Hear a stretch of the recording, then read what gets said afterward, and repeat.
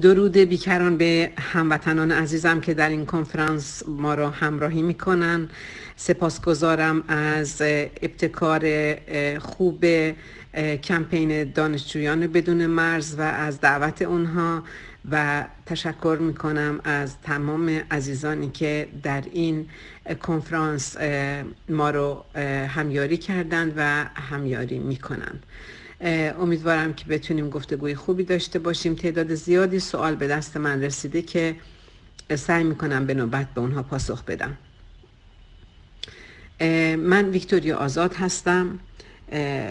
حدود 34 سال هست که از ایران دور هستم و متاسفانه هرگز به وطنم نتونستم بازگردم به دلیل فعالیت‌های سیاسی و خب اعتقاداتی که دارم. طبیعتاً در طول این مدت زندگی من توأم با فراز و نشیب‌های اجتماعی و سیاسی متعددی بوده. در سایت من، وبسایت من victoriaazad.com میتونید بیوگرافی منو مفصلا بخونید. از به اصطلاح نهله‌های سیاسی مختلفی رو من تجربه کردم و با نهله‌های سیاسی مختلفی کار کردم، از مذهبیون گرفته تا چپ‌ها و تا لیبرال‌ها و در سوئد هم همکاری چند ساله‌ای با یکی از احزاب پارلمانی سوئد داشتم که تا مقطع کاندیداتوری برای مجلس سوئد در سال 2002 پیش رفتم. فعالیت‌های مختلف و مأموریت‌های مختلفی در حزب داشتم. به اصطلاح سیاست و فن و هنر سیاست مداری رو در این حال در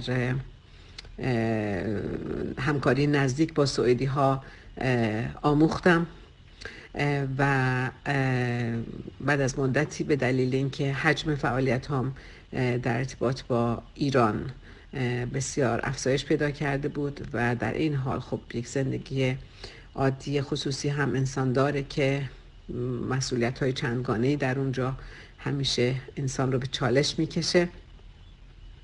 با وجود داشتن 2 فرزند و با توجه به اینکه سیاست‌های کشور سوئد رو تایید نمی‌کردم در خصوص مناسباتی که با ایران داشته و دارند، تصمیم گرفتم که خودم رو وقف مسئله ایران بکنم و از همکاری با حزب خودداری کردم و بعد از اون به تأسیس تشکل‌های مختلفی روی آوردم که همه اونها گنجینه و سرمایه شده برای اینکه امروز حداقل با اطمینان بدونم که چی میخوام و چگونه باید عمل بکنم. من از اینکه این شانس رو داشتم که گروه‌های سیاسی مختلف و تشکل‌ها و گرایشات سیاسی مختلف رو تجربه کنم خیلی خوشحال هستم و فکر می‌کنم اونها خیلی به من درس‌های بزرگی داد و تجارب گرانبهایی رو من از اون طریق کسب کردم. به هر روی در این سفر طولانی و پر از فریض و نشیب و در اون فرازها و نشیبها آموختم که باید برای رسیدن به هدف صبور بود و مستمر عمل کرد و از هیچ چیزی نهراسید. هراس من فقط از این هست که روزی احساس کنم در پیشگاه ملت خودم شرمنده شدم و یا به منافع اونها خیانت کردم و یا در مسیری که باید خدمتگزار ملت باشم دچار خطا و یا اشتباه فاحشی شدم. لذا این بزرگترین ترس زندگی رو سعی کردم همواره آویزه گوشم کنم و در طول این سالها افتخار این رو داشتم که بتونم به عنوان یک مبارز در صحنه مبارزه برای آزادی کشورم حضور داشته باشم و امیدوار هستم که در ادامه هم چنین باشد و بتوانم اون نقشی رو که فکر میکنم که باید همه با هم ایفا کنیم و همه با هم به یک نتیجه واحد موفقیت آمیز دست پیدا کنیم رو به قول معروف لمس کنیم، احساس کنیم و اون جشن بزرگ آزادی رو در ایران با هم تدارک ببینیم. به اعتقاد ما در شبکه ایران یاران که به هر حال شبکه است که جدید تأسیس شده، حدود 2 ماه هست، در طول این 2 ماه فعالیت‌های زیادی رو سر و سامون داده.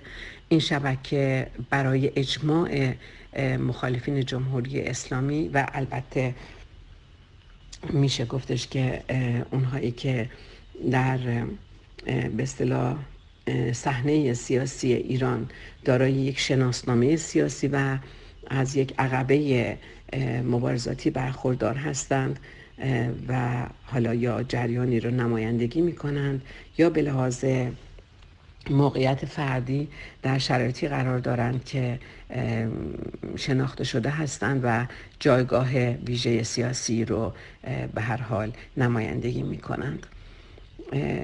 این شبکه رو به این دلیل تأسیس کردم که احساس کردم که کشور ما در یک اندوه و ماتمی نشسته که احتیاج به یاری داره و اکثر گروه‌های سیاسی با هم اختلاف دارن و مشکلات عدیده‌ای باعث شده که اونها با هم همکاری نمی‌کنن و نمیتونن با هم به یک تعامل برابر و یک به اصطلاح همکاری مشترک دست پیدا کنن و این بسیار منو نگران کرده و میکنه و کماکان نگران این وضعیت هستم. و لذا از یک طرف مردم درمانده‌ای که رنج میکشند و تحت حاکمیت جمهوری اسلامی هر روز فقیرتر میشوند و از طرف دیگر گروه‌های سیاسی که متاسفانه تاکنون نتونستن با هم دیگه به اجماعی برای گذار از جمهوری اسلامی دست پیدا کنند رو داریم تجربه میکنیم. من در اینجا به این نتیجه رسیدم که هر کس باید نقش خودش رو در این قائله تعریف بکنه و هر کس بگه من به سهم خودم چی کار میتونم بکنم و به سهم خودم چگونه میتونم این شرایط رو تغییر بدم. ما نمیتونیم منتظر باشیم تا کسی بیاد ما رو نجات بده، تا اون اسب سفید از راه برسه و بگه خب من آمدم که شما رو نجات بدم، بلکه ما باید دست بالا بزنیم و جرأت کنیم که نقش آفرینی بکنیم. و لذا شبکه ایران یاران رو به وجود آوردیم که بتونیم اون ظرفی باشیم که در اونجا نیروهای سیاسی مختلف با هم ملاقات میکنن و بر سر راه حل‌ها با هم به گفتگو می نشینند و تلاش میکنند که در واقع به راه و به یک مسیر و راه بردی دست پیدا بکنن که این راه برد منجر بشه به اتحاد مخالفین و امید در میان مردم و به اصطلاح راهی برای گذار و عبور از این شرایط سخت. در این حال دیدم که در شبکه‌های به اصطلاح فضای مجازی تعداد زیادی از جوانها و حتی میان سالهای ما بسیار فعالیت میکنن و از خودشون واقعا حجم عظیمی از فعالیت، پخش پوستر، انتقال اطلاعات ارائه میدن، ولی هیچ کدوم از اینها زیر یک چتر تشکیلاتی که بتونه اونها رو منسجم بکنه قرار ندارن. در نتیجه 2 عرصه رو برای شبکه ایران یاران تعریف کردم. عرصه اول ابتکارات عملیاتی و شبکه سازی جهت رشد و ارتقای جنبش بود و عرصه دوم در واقع نقش یک واسطه و میانجی بین گروه‌های مختلف سیاسی ایران با راهبرد ایجاد شورای اتحاد مخالفین جمهوری اسلامی. بعد اهداف این شبکه رو توضیح دادم و بعد اتفاقاتی که و بعد میثاق مشترکی بود که توضیح دادم و بعد از اون اتفاقاتی که بعد حول به اصطلاح حول این تفاهم نامه بعد از فروپاشی جمهوری اسلامی باید صورت بگیره، یعنی اون اقدامات فوری رو تعریف کردم که این اقدامات فوری رو بر اساس برداشت و به اصطلاح ظرفیت‌های فکری اساتیدمون در داخل کشور تنظیم کردم و در واقع میشه گفتش که اون بخش اقدامات فوری بعد از برچیده شدن محصول کار اساتید ما در داخل کشور هستش و میشه گفت محصول مشترکمون هستش. بعد رفتم سراغ عزیزانی که به انواع مختلف به هر حال باشون در ارتباط بودم، از جمله شاهزاده رضا پهلوی، و از ایشون خواستم که تفاهم نامه رو بخونن و ببینن که نظرشون چی هستش. برخی ایرادها رو گرفتن و اصلاح کردیم و در مجموع گفتن خب این میتونه سند پایه یک حرکت بزرگ باشه و امیدوارم که موفق بشی. و من گفتم من میرم دنبالش و میرم دنبال عزیزان دیگر که ببینم کی حاضره تو این مسیر کمک بکنه و همراهی بکنه. از دوستان قدیمی که میشناختم و دوستانی که مبارز هستن، در صحنه هستن کماکان، با یکایک اونها تماس گرفتم و 3 عصر رو گذاشتم برای اینکه بتونیم حول محور در واقع دموکراسی خواهی با هم همکاری بکنیم. یکی این که اساساً این که ما به چه نوع نظام سیاسی باور داریم اهمیتی نداشته باشه. یعنی شما میتونین طرفدار مشروطه خواه، شما میتونین طرفدار نظام یا سامانه پادشاهی پارلمانی باشین یا جمهوری پارلمانی باشید یا حتی نظام فدراتیو ولی یک باید تمامیت ارضی ایران و یک پارچگی ملی ایران رو به رسمیت بشناسین. 2 تکلیفتون با جمهوری اسلامی کاملا مشخص باشه و خواهان عبور کامل از این نظام باشین. و 3 به ابزار گفتمان و تعامل سیاسی با نهله‌های مختلف باور داشته باشین و خواهان جایگزینی این نظام با یک نظام سکولار دموکرات باشید که شکلگیری این نظام در یک فرایند دموکراتیک در واقع تدارک داده بشه.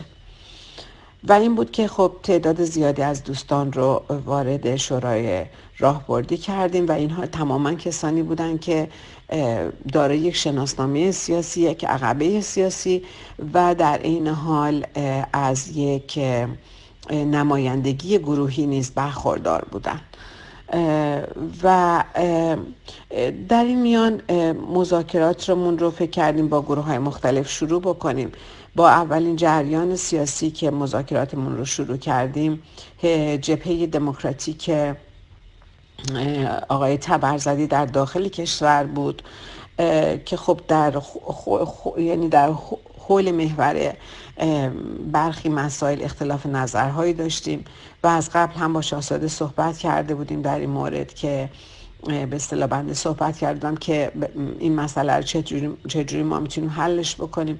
ایشون از اونجا که حسن نیت دارن و از اونجا که مایل بودن بتونن در این مرحله نیروهای سیاسی رو حمایت بکنن و کمک بکنن به روند گفتمان سالم سیاسی و توافق و ایجاد اتحادها، علاقمندی خودشون شخصا و رأسا علاقمندی نشون دادن که در این گفتگوها حضور داشته باشن و حضور هم پیدا کردن. بسیار حضور موفق و چشمگیر و به نظر همه مؤثری بود و راههای خیلی خوبی رو پیشنهاد کردن و در اونجا به توافقات خوبی هم دست پیدا کردیم.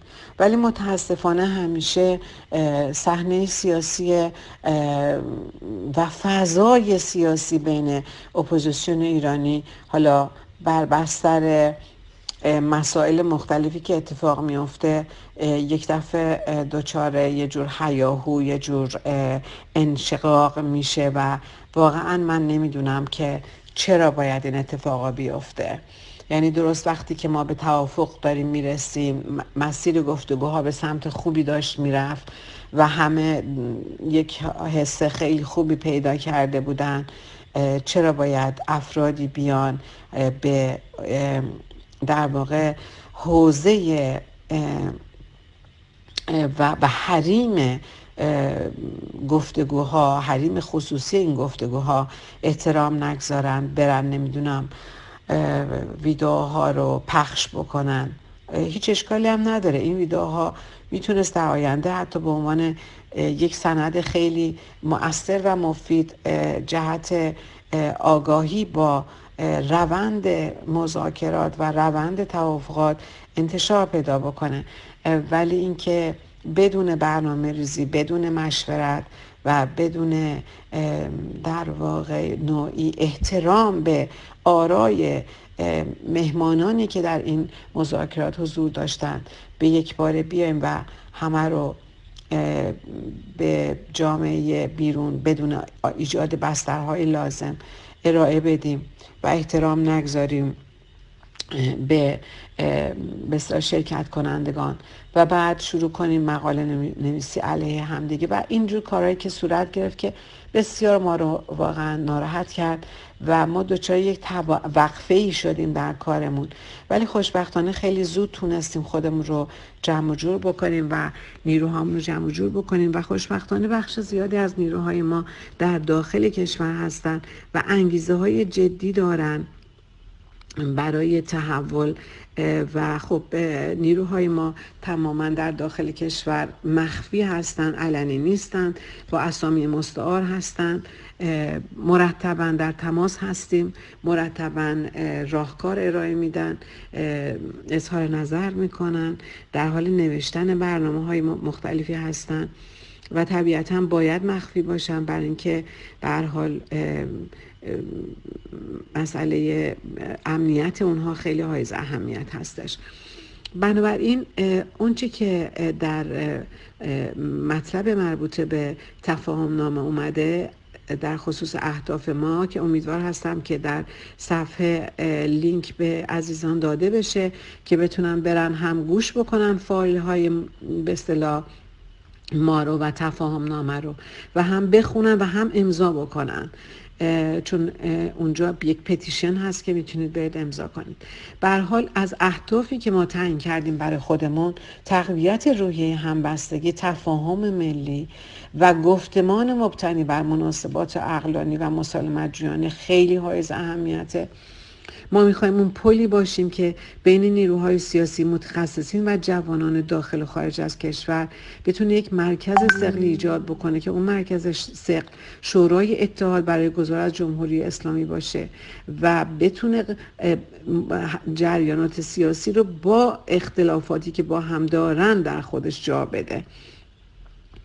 در این حال هدف سوم ما این هستش که بتونیم در جهت تقویت مبارزات مردم ایران و اوج دادنش به عملیات مبارزان درون و برون مرز، برای اینکه بتونیم بسترسازی بکنیم برای اقدامات مشترک نیز اقدام بکنیم که در این زمینه با شورای رسانه‌های مردمی و مبارز همکاری‌های خیلی خوبی داریم و خب میدونید اونا متشکل از 30 و چند رسانه مختلف هستن و از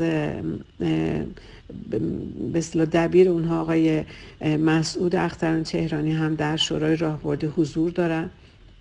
ما از اونجایی که خواستیم مرز به اصطلاح باور دینی، باور غیر دینی، باور مشروطه پادشاهی، باور جمهوری و مسائل مختلف رو، این مرزها رو بشکنیم و بگیم ما همه ایرانی هستیم و باید حول محور آزادسازی ایران با هم همکاری بکنیم. برای مثال کشیش رسول رو داریم توی شورای راهبردی که در این حال سخنگوی اینستیتوت صلح در آمریکا هستم و از سخنگویان بسیار مورد علاقه جامعه مسیحیان ایرانی هستند.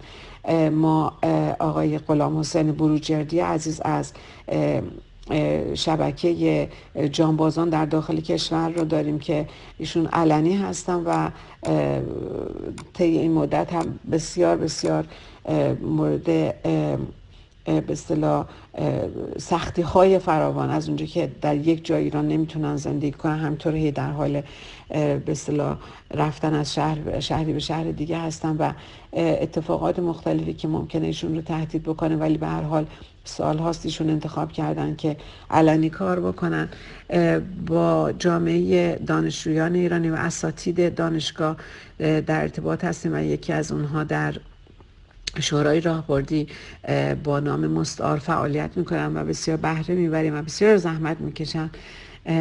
همچنین با یکی از در واقع نمایندگان کمپین ما در داخل کشور، آقای عادل شریفی هستن که کار میکنیم و همکاری داریم. خدمتتون عرض کنم که آقای حسین بر عزیز که از اقوام بلوچ هستن و در واقع میشه که اون قسمت رو و تشکل‌های مربوط به اون حوزه رو نمایندگی میکنن و تعداد خیلی زیاد دیگری که تفاهم‌نامه رو امضا کردن، حدود 500 و نزدیک به 600 نفر هستن که اکثرا از داخل کشور هستن. خدمتتون عرض کنم که با مخاطبین حدود 5000 در تلگرام یا در توییتر و بالای تقریبا 10900 در اینستاگرام حضور داریم، در فیسبوک همطور حضور داریم و خیلی از جوونا رو میبینم که عکس پروفایلاشون رو عوض کردن و پروفایل به اصطلاح لوگوی شبکه ایران یاران رو گذاشتن که خیلی این امید بخش هستش.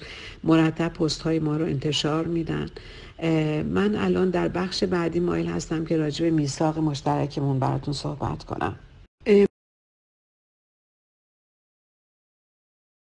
من سعی میکنم به سرعت اصول میثاق مشترک رو براتون توضیح بدم که در واقع اینا زیرپایه‌های اعتقادی ما هستش و این اصول میتونه سند پایه دولت موقت ایران در به اصطلاح به عنوان آلترناتیو بدیل جمهوری اسلامی باشه.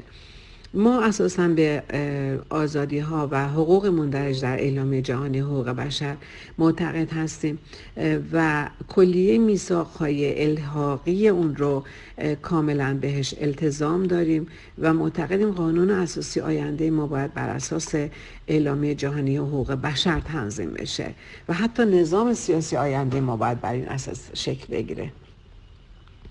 ما معتقد هستیم که مردم ایران از هر قوم و چیره‌ای باید از حقوق مساوی برخوردار باشن، نه گرایش نژادی، نه رنگ، نه زبان، نه مذهب، نه قوم، نه تقدس مذهبی، نه جنسیت، نه گرایش جنسی،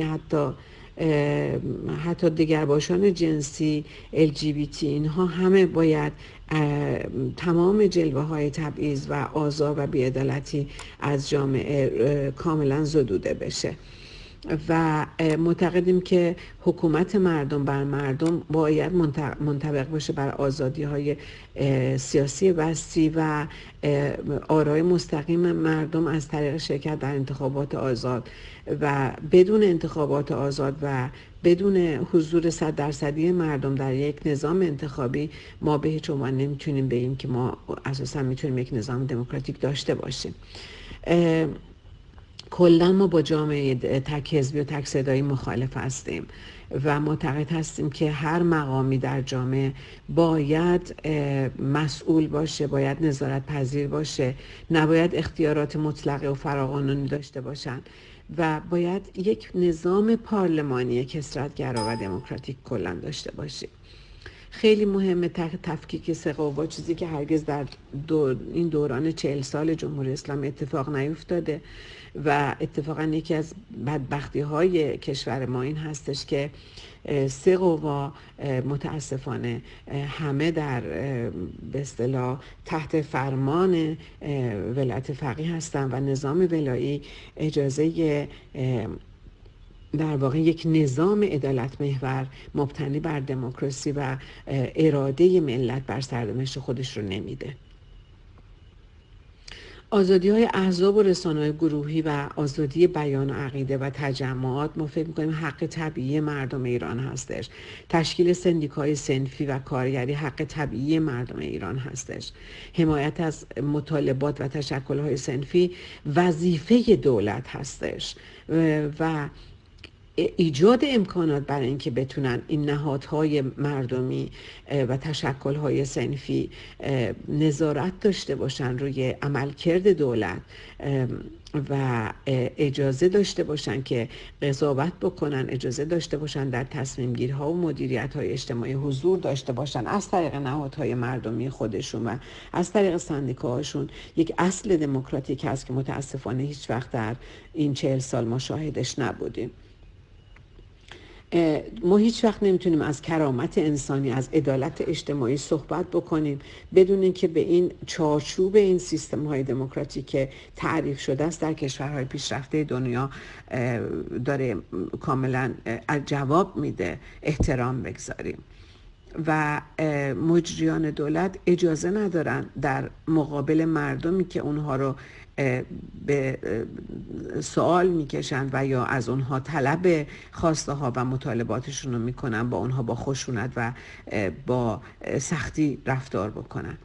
احترام به چارچوب امنیت و رفاه و آسایش عمومی مردم برای یک دولت دموکراتیک یک اصله و ما معتقد هستیم تو وقتی میتونی مقتدر و مدبر باشی که اتفاقا در چارچوب چنین سیستمی کار بکنی.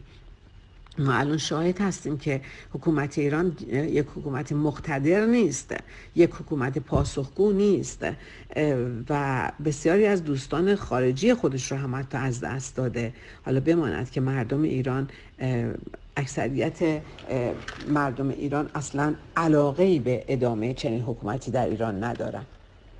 ما معتقد هستیم که چیزی به نام دین رسمی ما نباید تو کشور داشته باشیم. همه ادیان محترم هستن و همه ادیان برای باورمندان خودشون اهمیت دارن. هیچ دینی بر هیچ دین دیگری نباید برتری داشته باشه، بلکه باید نظام سیاسی به گونه‌ای باشه که آزادی کامل ادیان وجود داشته باشه و ما اون اصل مهمی است که متاسفانه در کشور ما 40 ساله به چالش جدی کشیده شده و موجب حتی از دست دادن بسیاری از باورمندان شده. ما معتقد هستیم که تساوی حقوق زنان و مردان باید در 4 عرصه اتفاق بیفته. در عرصه سیاسی، یعنی زنان بتونن برابر با مردان در عرصه کسب قدرت سیاسی و کسب مدیریت سیاسی کشور حضور داشته باشن و بتونن تا بالاترین مدارج سیاسی خودشون رو کاندید بکنن و حضور داشته باشن.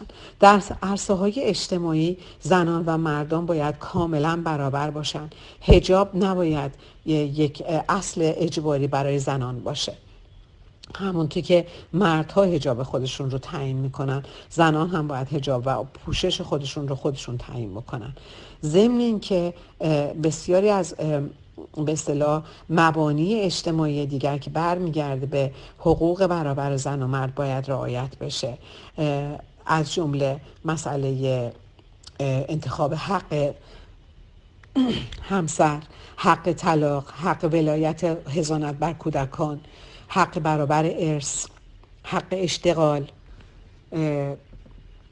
و به اصطلاح حق امنیت از همه مهمتر. اینها باید به شکل برابر در جامعه وجود داشته باشه، هم برای زن و هم برای مرد. در عرصه‌های اقتصادی زنان باید همونقدر بتونن حق اشتغال داشته باشن که مردان دارن. وقتی که میخوان استخدام کنن به هیچ عنوان به دلیل زن بودن نباید مورد تبعیض قرار بگیرن. و در عرصه‌های فرهنگی هم به همین ترتیب باید باشه و اصولاً ما خواهان تقویت نهاد خانواده به عنوان اساسی ترین رکن اجتماعی هستیم و ما نمیتونیم خانواده رو و نهاد اون رو تقویت بکنیم در جامعه اگر زنان و مردان با هم برابر نباشن، چون اون وقت یکی بر دیگری همیشه میخواد تسلط و تفوق داشته باشه و این موجب برهم زدن اون اصل و انسجام خانواده میشه.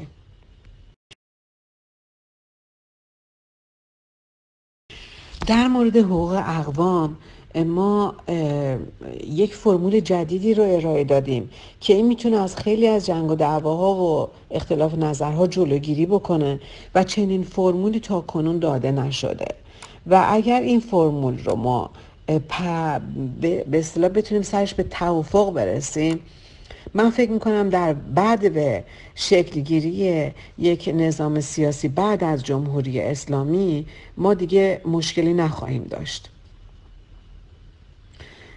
و اون مسئله پشتیبانی حقوق سیاسی، اقتصادی، فرهنگی و اجتماعی اقوام هست که این به اعتقاد ما در یک شکل و ظرفی میتونه بهش پاسخ داده بشه که اونها حق مدیریت های منطقه‌ای از به اصطلاح مردم منطقه خودشون رو داشته باشن، مطالبات سیاسی، اقتصادی، فرهنگی و اجتماعی خودشون رو بتونن بر اساس برنامه‌ریزی های محلی و هماهنگی با دولت مرکزی و پارلمان مرکزی پیش ببرن.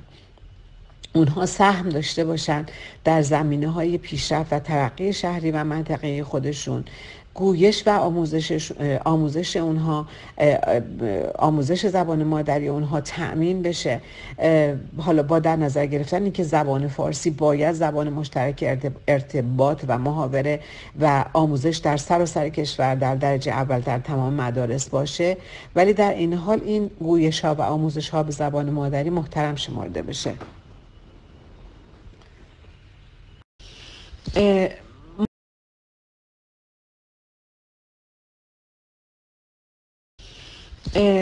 ما خواهان نظامی غیر متمرکز و دموکراتیک و کثرت‌گرا هستیم که در چنین نظامی قوانین ناظر بر واحدهای مختلف خودگردان محلی با قانون اساسی کشور هیچ مغایرتی نباید داشته باشه و وظایف دولت مشترک در واقع با واحدهای سیاسی در مجلس مؤسسان و قانون اساسی برخواسته از اون و نهایتاً در پارلمان باید تعیین بشه. باید سیاست خارجی، برنامه‌های کلان و درازمدت اقتصادی، سیاست پولی و سرمایه‌های ملی از جمله نفت و منابع زیرزمینی و آثار باستانی و خیلی از تصمیم‌گیری‌های کلانی که در ارتباط با به اصطلاح سرمایه‌های طبیعی ایران مثل نفت، گاز و چیزهای دیگه هست، اینها باید در مجلس مرکزی تصمیم گیری بشه، ولی باید در مناطق مختلف ایران اونها بتونن برای منطقه خودشون حضور داشته باشن و تصمیم گیری بکنن. این در واقع نوع نگاه ما هست که ما به اصطلاح توی به اصطلاح شورا به توافق رسیدیم سرش و معتقد هستیم قدرت سیاسی باید بین حکومت مرکزی و واحدهای به اصطلاح استانی تقسیم بشه که همه مردم در سرنوشت خودشون و حفظ یک پارچگی و تمامیت ارضی ایران سهم مشترک داشته باشن و همه با هم مسئولیت رشد همه جانبه مناطق مختلف رو به عهده دار باشن. خب این یک بخشی از در واقع تفاهم‌نامه بود. من بعد در بخش بعدی اقدامات فوری بعد از برچیده شدن رو باز براتون توضیح خواهم داد که چی هستش. سوالی که این سوال اول بود در رابطه با به اصطلاح اهداف ما و اهداف شبکه سوال شده بود. بعد اینکه آیا سوال کردید که به اصطلاح در خصوص اشکال و تنوع برنامه‌های رژیم چنج چه توضیحاتی میشه داد و آیا فقط تئوری و جلسات اسکایپیه که ما رو به هم نزدیک میکنه یا ما نیازمند اقدامات پراتیک هم هستیم؟ طبیعتاً من فکر میکنم اقدامات پراتیک خیلی خیلی وقته که شروع شده، الان چندین سال در شرف تکوین هست، ولی برای اینکه این تبدیل به یک به اصطلاح نیروی تعیین کننده بشه و اون ابعادی رو پیدا بکنه که سیستم فرمانبری در ایران رو متحول بکنه، ما نیاز به فعالیت‌های چندگانه دیگری هم داریم. خب اول ما باید خودمون رو توضیح بدیم که خب ما میخوایم چی کار بکنیم. آخه مردم باید بدونن این جریان سیاسی اون جریان سیاسی اینا چی میگن، حرف حسابشون چیه، برنامهشون چیه، میخوان چی کار بکنن. برای همین هست که بخش اول رو اختصاص دادم که دقیقاً توضیح بدم اهداف شبکه ایران یاران چی هستش. ولی حالا ما باید چجوری بریم جلو که بتونیم نهایتاً یک مقاومت در حد مطلوب غیر خشونت آمیز رو سازماندهی بکنیم و بتونیم بریم به سمت اینکه قدرت رو در ایران تغییر بدیم، قدرت سیاسی رو در ایران تغییر بدیم. ببینید تئوری های جین شارپ در این زمینه خیلی کمک کرده، به خیلی کشورها کمک کرده. یه چیز جالبی که اون میگه که ما در واقع در سیستم های سیاسی بیش از اون که فرمانده داشته باشیم فرمانبر داریم. یعنی اگر ما این فرمانبران رو نداشته باشیم، کدوم منبع قدرت دولتی هست که بتونه تاب توان و ادامه داشته باشه؟ یعنی چنانچه فرمانبرانی نباشن فرماندهانی هم نخواهند بود. پس اگر فرمانبرانی هستند، لذا تا وقتی که اون فرمانبران هستند اون فرماندهان هم به قدرت در واقع خودشون ادامه میدن. خب اگر ما بخوایم از کاربرد مبارزه بدون خشونت صحبت کنیم، یکی از محققین سوئدی اظهار کرده که در کتابش که ایرانی ها بهترین نمونه استفاده از کاربرد مبارزه بدون خشونت هستند. ما نمونه هاشو زیاد دیدیم، همون حرکت پشت به دشمن رو به میهن و دهها نوع به اصطلاح چوبلای چرخ نظام انداختن به اشکال مختلف و شعارهایی که همه یکایک شنیدیم و کماکان هم میشنویم که دارای یک مضامین بسیار بسیار پیشرفته و قابلیت ها و پتانسیل های بسیار بازدارندگی خوب داره، ولی میشه گفتش که بزرگترین مشکل این هستش که اینها هنوز تبدیل به یک قدرت اجتماعی نشدن که بتونن سیاست‌های کنش غیر خشونت آمیز رو سازماندهی بکنن در ابعاد وسیع. ما راجع به کشوری صحبت میکنیم که 80 میلیون جمعیت داره، یک کشور کوچیکی نیستش و این کشور به اصطلاح سازماندهی نیروهای این کشور کار آسونی نیست و این احتیاج به زمان داره در درجه اول و در درجه دوم انسان‌های دلسوز و متعهدی که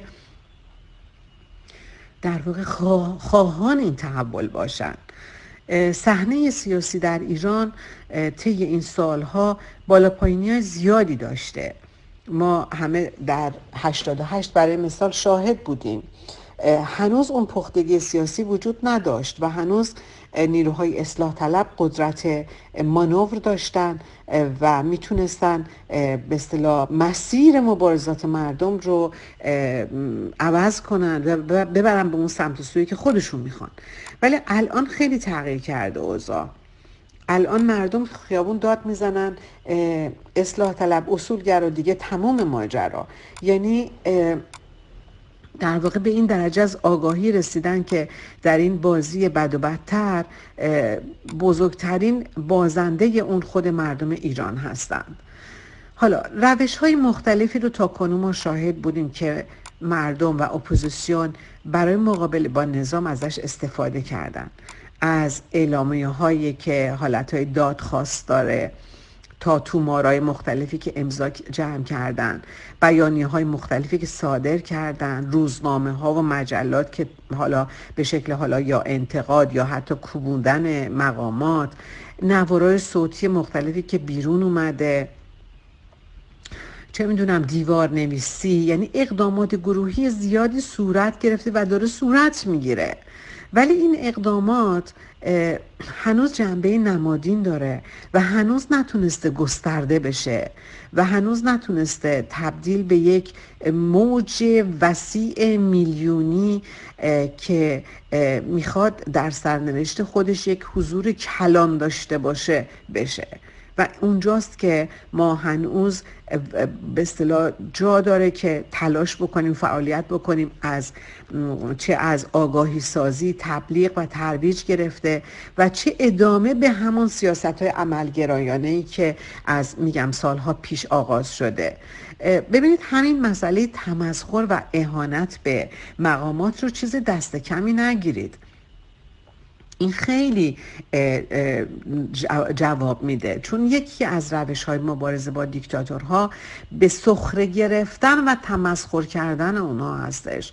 چون این تمسخر کردن اونها از اوج به اصطلاح از اوج مشروعیت اونها میکاهد و در این حال از قدرت ارعاب اونها کاسته میکند. برای همین خیلی مهمه که این تمسخر و این اهانت به شخصیت‌های مختلف کارگزار جمهوری اسلامی که دستی در به اصطلاح رانت و دزدی ها و چپاول و غارت ملت ایران دارند رو ما کماکان ادامه بدیم. ما حتی از موسیقی، از تئاتر هم ما میبینیم که مردم دارن استفاده میکنن از سرودخوانی، آوازخوانی. اینها همه روش هایی است که اون اقتدار به اصطلاح کارگزاران نظام رو کاملا به چالش کشیده و بیش از این هم به چالش خواهد کشید.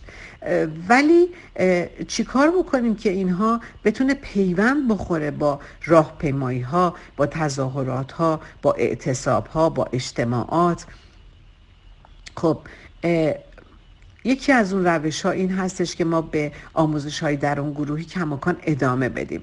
آموزش های درون گروهی خیلی مهمه. همین کاری که الان ما داریم با هم انجام میدیم که از نظرات هم دیگه، از سوال های شما من مطلع میشم، از افکار من شما مطلع میشی، بعد من احتمالاً بتونم با شما به گفتگو ادامه بدم که خب خیلی وقتا داریم با هم گفتگو میکنیم، از شماها سوال میکنم، کلی چیزها یاد میگیرم و بالعکس خود همین خیلی کمک میکنه برای اینکه کم کم ما بتونیم اون قابلیت های عملیاتیمون رو گسترش بدیم. حتی گاهی اوقات میبینید که اون سیاست سکوت هم یک بخشی از همین روش های مقابله با دشمن هستش. چون شما حتی اگر نگاه بکنید در مناسبات انسانی هم گاهی اوقات شما در مقابل دشمنتون یا در مقابل تخریبگرتون چیکار میکنید؟ از سلاح سکوت استفاده میکنید و همون سکوت در یک دوره میبینید که اتفاقا جواب میده و طرف رو آچمز میکنه. اینی که میخوام بهتون بگم همین سکوت هم که داریم تجربه میکنیم این خودش هم بخشی از اون پروسه مبارزه علیه رژیم هستش. ببینید مردم خیلی از شخصیت‌های نظام رو اصلا بهشون اهمیتی نمیدن. یعنی نظام یه چیزی میگه، مردم یه کار دیگه میکنن. خیلی وقتا اونها رو کنار میزنن اصلا و به اصطلاح روش‌ها و مناسباتی که اونها میخوان به جامعه تحمیل کنن اصلا وقعی قائل نیستن، اصلا رعایتش نمیکنن. خب به هر حال ما صدها ویدیو از طرق مختلف، از شبکه‌های مختلف، بخش زیادش از طریق همین خانم مسیح علی نژاد در به اصطلاح چیزهایی که تولید میکنه از طرف مخصوصا زنان و عدم تمکین اونها به پوشش اجباری میبینیم. این خودش یه جور تحریم اقتدار نظام هست که به قشنگی داره عمل میکنه. آره شاید امروز به یک باره ما یک نتیجه خیلی کلان که اونم برکناری کامل نظام هست رو نبینیم، ولی اگر خوب دقت بکنید مردم نظام رو دچار یه جور تعلیق کردن و با نافرمانی های اجتماعی و مدنی خودشون نظام رو از محتوای در واقع مانور قدرت سیاسی خودش خالی کردن و اون رو یک جور محاصره مدنی و سیاسی کردن و این خیلی کار بزرگیه. این کاریست که ملت ایران داره میکنه و باید خیلی قدر این مسئله رو دونست. حتی من میخوام بگم که یک بخشی از این در خانه ماندن هم یه جور کنارگیریه که و یه جور در واقع اعتراضه در مقاطع مختلف که حالا روزهای خاص مربوط به جمهوری اسلامی بوده و هست، حالا نمیدونم سالگرد انقلاب اسلامی یا انتخابات فلان، اگر مردم تو خونه هم حتی بشینن و نرن پای صندوق‌های رای یا نرن تو تظاهرات‌های حکومتی شرکت نکنن، خود این هم یه جور کمک به تسریع ریزش حکومت هست و انشقاق رو در درون نظام افزایش میده و این به اصطلاح ابزاری رو که مردم ازش استفاده میکنن رو نباید دست کم گرفت.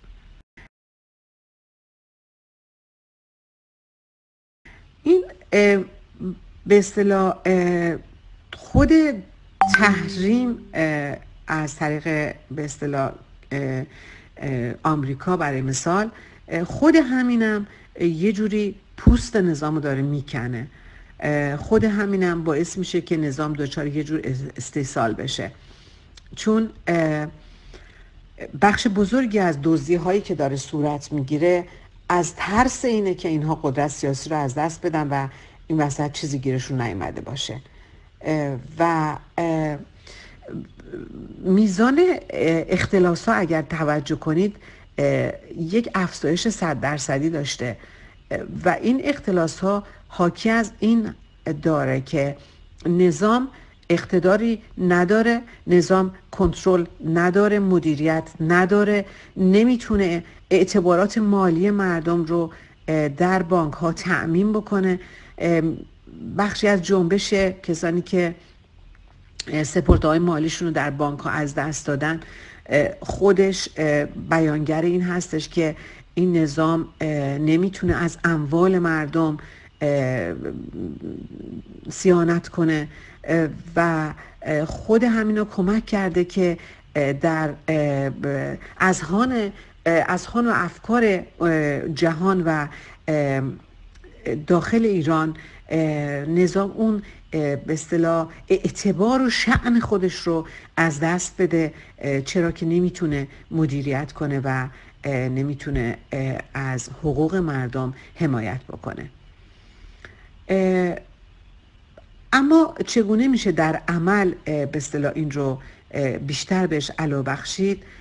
گفتم هنوز نیاز به یک کار مداومتر، یک کار کاملا علمی حساب شده با بر بستر شناخت از در واقع کف خیابون، پوسته اجتماعی، بافت‌های مختلف اجتماعی ایران، الیت ایران،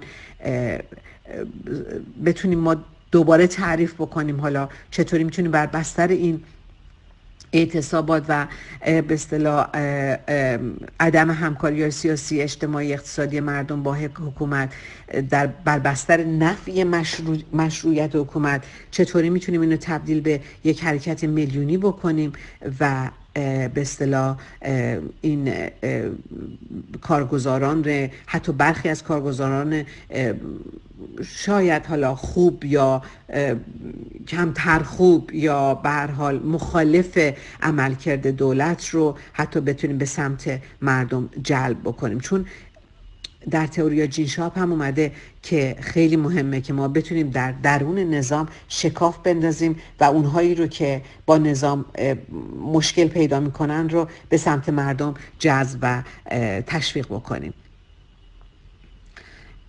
بنابراین ما باید کماکان مردم تشویق بکنیم به اینکه فرمانبر نباشن، به اینکه در انتقال اطلاعات و در انتشار افکار خوب و راهبردهای خوب جریانات سیاسی فعال باشن، به اصطلاح همکاری بکنن، از اون کمپین ضد ترسی که تشکیل شده میتونه خیلی کمپین خوبی باشه، باید اون رو بیشتر تشویق کرد و بیشتر مطرح کرد. مردم خودداری بکنن از پرداخت قبض‌های آب و برق و نمیدونم یه سری چیزهایی که دولت مشخص کرده، برای اینکه به هر حال باید دولت رو از رسمیت بندازن اگر میخوان که تحول سیاسی در ایران صورت بگیره، و یه جور مقاومت منفی رو باید سازماندهی بکنن. مردم رو باید تشویق بکنیم که نباید مصیبت رو تحمل کنن، بلکه بر علیه اون باید به پا خیزن و نباید زنجیرها رو بر پاهای خودشون بر بتابن، بلکه برعکس باید این زنجیرها رو پاره بکنند. مردم نباید از تحصن نشسته در اماکن و میادین بترسن. اگر این تحصن ها رو بتونن آغاز کنن و میلیونی کنن، مطمئناً میتونن بخش مهمی از تحول سیاسی رو به دست خودشون بگیرن. ما باید به صداهای مبارزین علو بدیم و اونها رو تشویق بکنیم و اونها رو ترغیب بکنیم و انعکاس و پژواک بدیم. این خیلی حائز اهمیته. از سیستم های ارتباطی که وجود داره برای انتقال پیام ها باید استفاده بکنیم. نباید بترسیم از حمایت از اشخاص یا تشکل های سیاسی. من میبینم در فضاهای مجازی یک شخصی که حالا مثلا چه میدونم خودش رو عرضه میکنه یا به هر حال هر روز ور میداره، مثلا کامنت هایی میذاره که حالا یا خنده داره یا مثلا برمیگرده به مسائل خیلی معمولی حالا مورد علاقه مردم، هزاران لایک میگیره، ولی یک کامنت سیاسی خب خیلی کمتر توجه میگیره، یا مردم بعضا خیلی وقتا جرئت نمیکنن لایکش بزنن. خب اینا نباید باشه. واقعا اگر ما بخوایم به این شکل عمل بکنیم نمیتونیم حکومت رو در ایران متحول بکنیم و برای نسل‌های آینده کار بکنیم. ما احتیاج به یک اقدام مشترک داریم. فقط نمیتونیم از اپوزیسیون توقع داشته باشیم، باید مردم هم همکاری بکنن.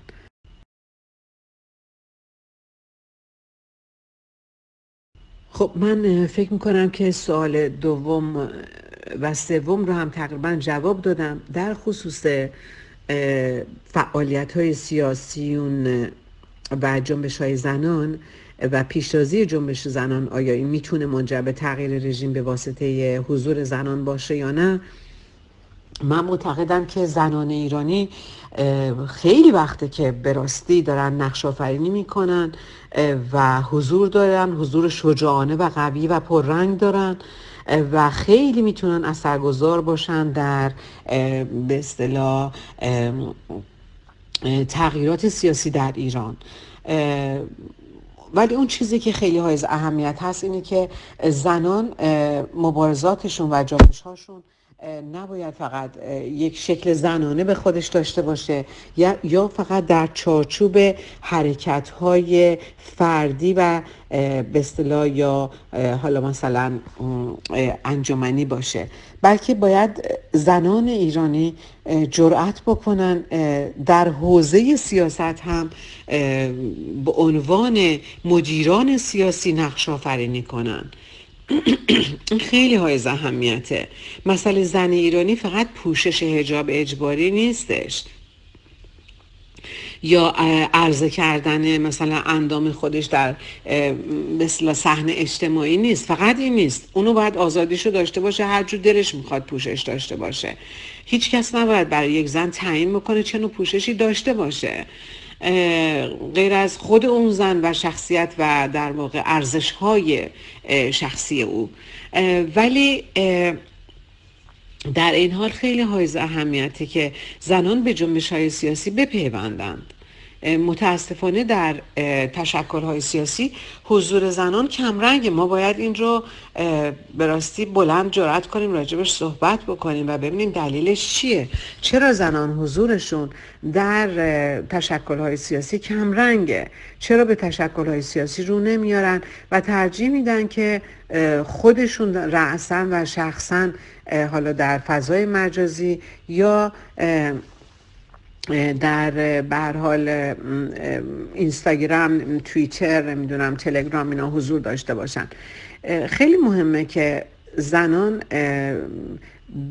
از امروز به کسب عرصه‌های سیاسی قدرت در ایران فکر بکنن. من معتقدم باید 50% عرصه‌های سیاسی قدرت سیاسی در ایران به دست زنان ایران داده بشه. و کی باید این رو بده؟ معلومه همکاری زنان و مردان در عرصه سیاست. قرار نیست مردا بیان این قدرت تفویض بکنن به زنان، بلکه زنان باید حضور داشته باشن و این قدرت سیاسی خودشون با حضور خودشون کسب بکنن. این خیلی حائز اهمیته. سوال چهارم تحلیل ما بود نسبت به انتخابات 20 فروردین اسرائیل و آیا نتیجه انتخابات بر جمهوری اسلامی و مردم داخل کشور تاثیر داره؟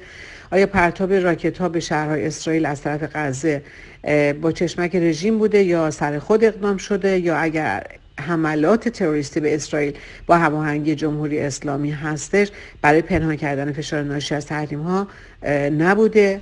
خب من معتقدم که مسئله اسرائیل رو خیلی باید ما جدی بگیریم، برای اینکه ما 40 سال در ایران ناظر و شاهد هستیم که یعنی میشه گفت اصلی ترین پاشنه آشیل سیاست های جمهوری اسلامی در عرصه بین المللی و شکست جمهوری اسلامی خصومت او با اسرائیل بوده و سیاست ضد اسرائیلی یک سیاست استراتژیک و راهبردی هست در جمهوری اسلامی. یعنی سیاستی که نه منطبق بر رقابته بلکه منطبق بر خصومته و از روز اول خصومت تولید کرده. نقشی که اسرائیل داره ایفا میکنه در خنثی‌سازی قدرت و در واقع توانایی نظامی سپاه قدس در به اصطلاح غزه و در منطقه خیلی حائز اهمیته. اونجا دوستان صحنه جنگه، صحنه درگیری نظامیه و متاسفانه یک طرف مهم قضیه که تمام این قائله رو به پا کرده جمهوری اسلامی هستش و سوریه بشار اسد به رهبری بشار اسد و جمهوری اسلامی به رهبری خامنه ای، اینها با هم دیگه به کمک روسیه قائلی رو برپا کردند در اون منطقه که این قائله بدون دخالت مستقیم آمریکا و اسرائیل و کشورهایی که سهیم نیستن در منافع تقسیم شده با جمهوری اسلامی و روسیه و سوریه نمیتونه حل بشه. بنابراین من امیدوارم که انتخابات زود هنگام 20 فروردین اسرائیل به گونه‌ای پیش بره که تأثیر خاصی روی سیاست‌های به اصطلاح اسرائیل در مقابله با سپاه قدس جمهوری اسلامی و سوریه در غزه نگذاره و قطعا میدونم نمیگذاره و مطمئن هستم که نخواهد گذاشت. و من فکر می‌کنم که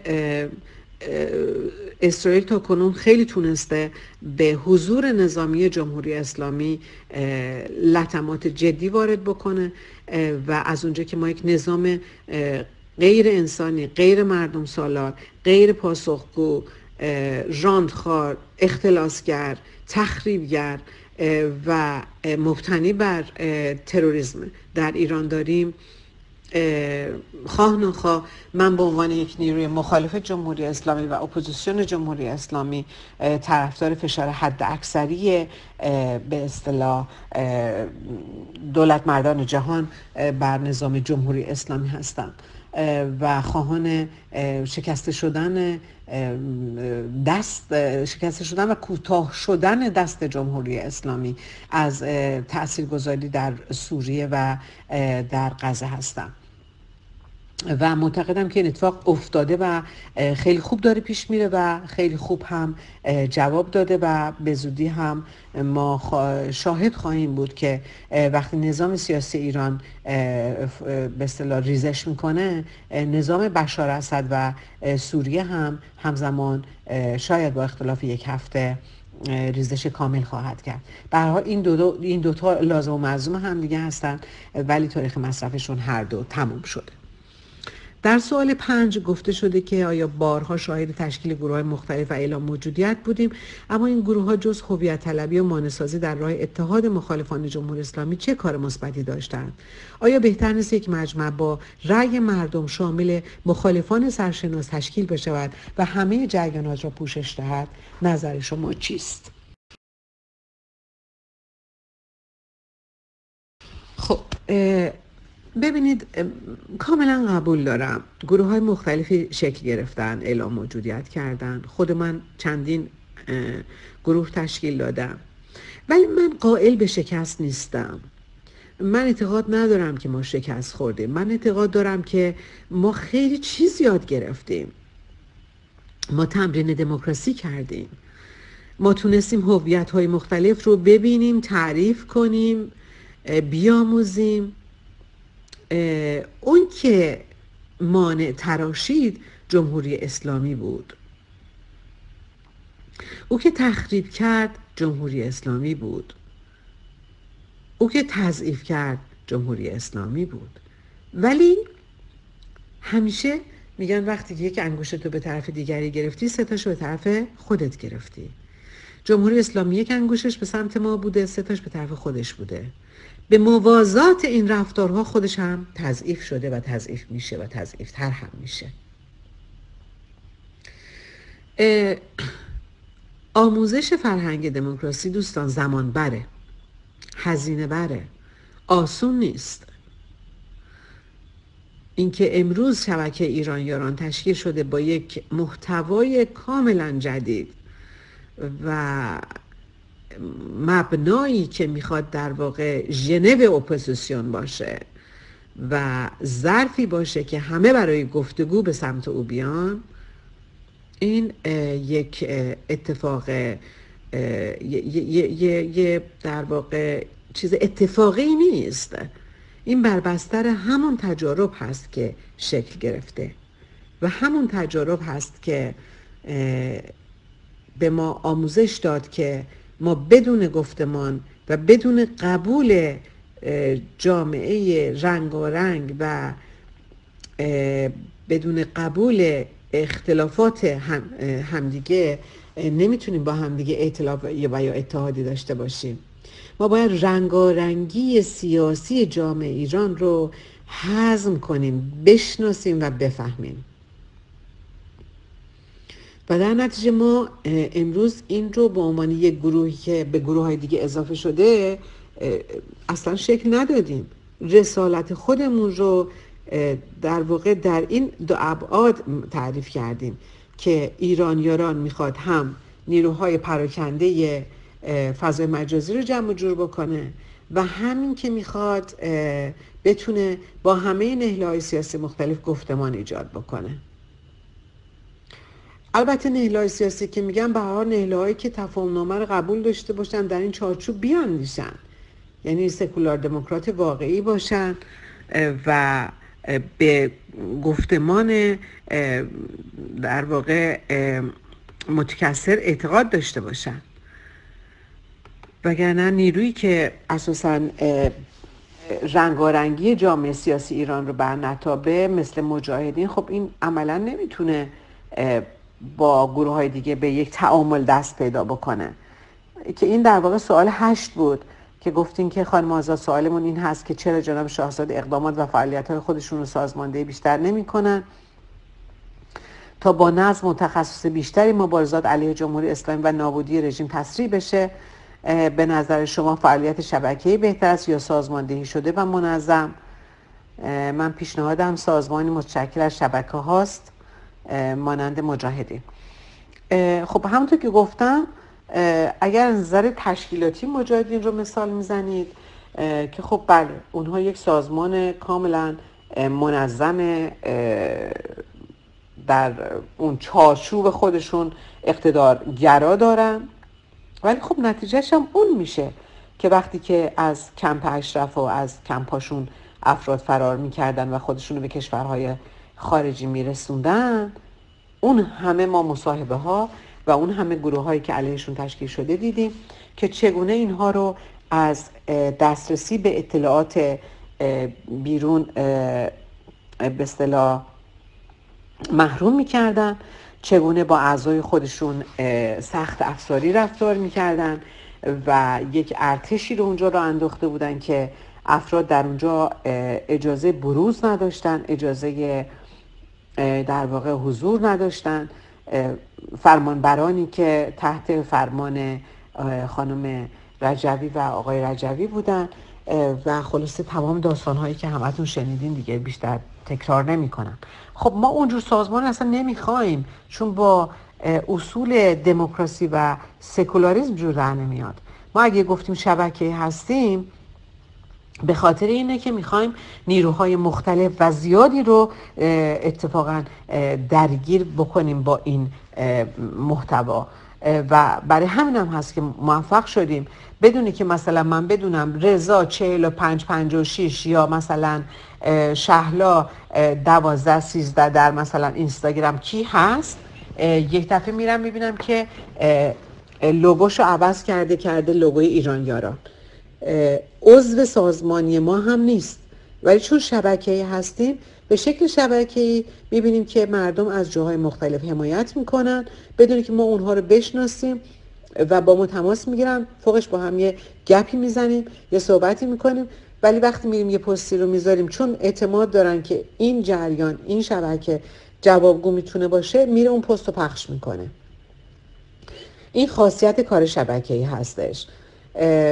لزوما این نیستش که شما باید عضو اون شبکه باشین تا براش کار بکنین، تا در جهت به اصطلاح ترویج نظراتش کار بکنین، بلکه شما میتونید در هر جای دنیا باشین، اصلا عضو هم نباشین، ولی چون تشخیص دادین که این تفاهمنامه در واقع آمال آرزوهای شما رو منعکس میکنه و این افراد رو قبول دارید، کار میکنید با لوگوش، با افکارش، با پستهاش رو انتشار میدید، مطرحش میکنید، میاید امضا میکنید پتیشنش رو. من امیدوارم که واقعا امضا بکنید امروز تعداد زیادی از شما این پتیشن رو و خیلی هاشون هم حتی در شهرهای مختلف اعلام آمادگی کردن.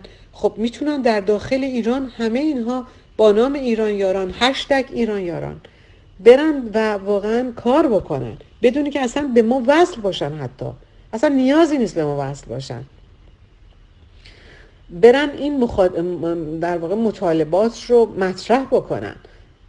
اصلا من کاری ندارم حالا حکومت ها میان و میرن، ولی مردم این خواست هایی که در تفاهم نامه اومده بشه خواست های قلبیشون، بشه مطالبه حتمیشون از یک حکومت. هیچ حکومتی بدون ارائه این مطالبات نتونه بر اونها حکمرانی بکنه. اینه اون حرف ما که هیچ حکومتی نتونه حکمرانی بکنه بدونی که ادعا بکنه که ما این خواسته ها رو برای شما عملی میکنیم و انجام میدیم. چرا باید شما در چرخه بد و بدتر بیافتین؟ چرا نباید یک بار به برنامه سیاسی جریانات رأی بدین؟ آقا برنامه سیاسیتون چیه؟ چرا من باید به تو رأی بدم؟ این آقای رئیس جمهور تا حالا یه خط برنامه سیاسی ارائه نداده، به چه حسابی باید بیاد رئیس جمهور بشه؟ خب این سند تفاهم نامه یک سندی است که شما رو در واقع میبره به سمت اینکه از حکومت‌های خودتون چی بخواین، از دولتتون چی بخواین. اینا رو برید ترویج کنید، اینا رو برید تبلیغ کنید.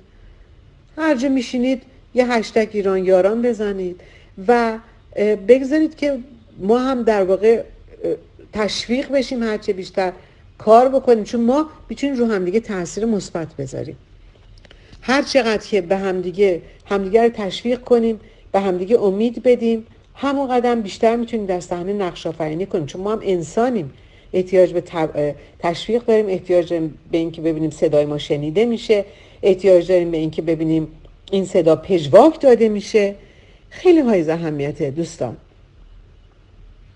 من ایمان دارم که ما از شر جمهوری اسلامی خلاص خواهیم شد. ایمان دارم که ما ایرانی ها میتونیم با هم گفتگو داشته باشیم. آرزو میکنم شبکه ایران یاران بتونه اون ظرفی باشه که همه این اهل‌های سیاسی رو به هم نزدیک بکنه و آرزو میکنم که از درون نظام جمهوری اسلامی دسته دسته ببرن و به سمت ایران یاران بیان و هر کدوم یک ایران یار بشن. آرزو میکنم هر کدوم از ایرانیان در هر نقطه از ایران هستند این مضمون و این محتوا رو درک بکنن که ما امروز بیش از هر زمان به ایران یار نیاز داریم. ایرانیانی که نه برای مقام، نه برای کسب پول و زر و زور کار میکنند، بلکه برای یاری رساندن به ایران تلاش میکنند ولا غیر. سپاسگزارم از این فرصتی که در اختیار من قرار دادید.